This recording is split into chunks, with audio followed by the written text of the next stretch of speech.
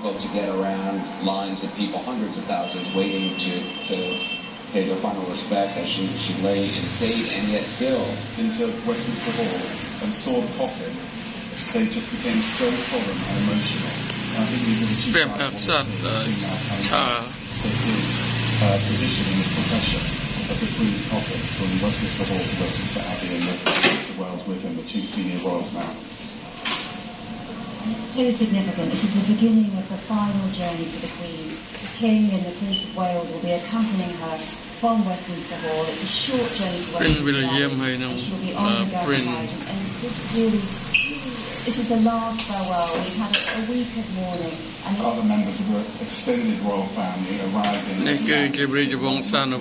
procession, and amongst those, Alison, will be Prince Charlotte and Prince George, who I can tell you are going to be taking their place in the procession. And there have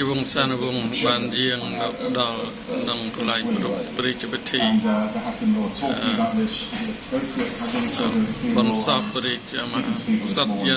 what I'm told is that Elizabeth thought very, very carefully about this and the exposure those children are under, but they've made the decision and didn't protect the privacy of his children. to Prince Andrew's children. And this is Zara and Mike, Suzanne's children, and Jamie and Beatrice and their husbands, and of course we have Prince Louis and Viscount Seven at the back, and really, this is the family, the honour of their lives, and they remember cooking heather with them, cooking raspberries, and this really reminds us that the Queen was both head of state but also mother and grandmother.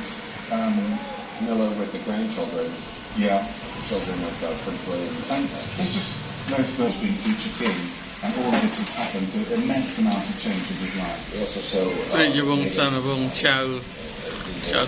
Sophie. Meghan will be walking behind George in the procession. George and his sister Charlotte will be behind their parents. We should point out that we all remember Princess Diana's funeral 25 years ago, William and Harry walking behind their mother's casket. Harry, I know, has spoken publicly in later years about the trauma of that, about the horror of that for him at that age. So obviously, William and hates Wales. So it's not going to be the same level of trauma you'd hope. I'm sure they've very much thought about exactly what they're doing, as much as you like, but they have a place that they can't deny, and this is part of that. So these are the junior royals heading towards their seats in the Abbey.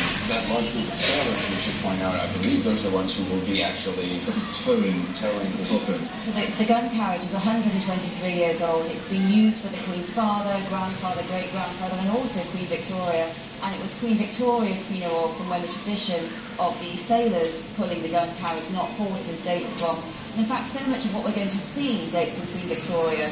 It was quite royal funerals were political before that, and she was to be buried as a soldier's daughter, and so we've had such a great role for the armed forces now. Arriving as well as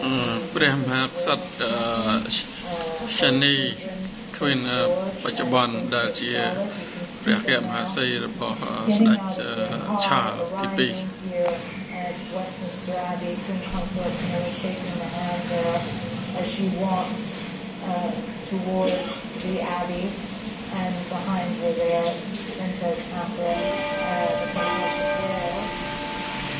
And really just an extraordinary moment, Anderson. The streets are lined with policemen, and you could hear a pin drop, honestly. It's grey skies, a somber moment, a feeling of reverence.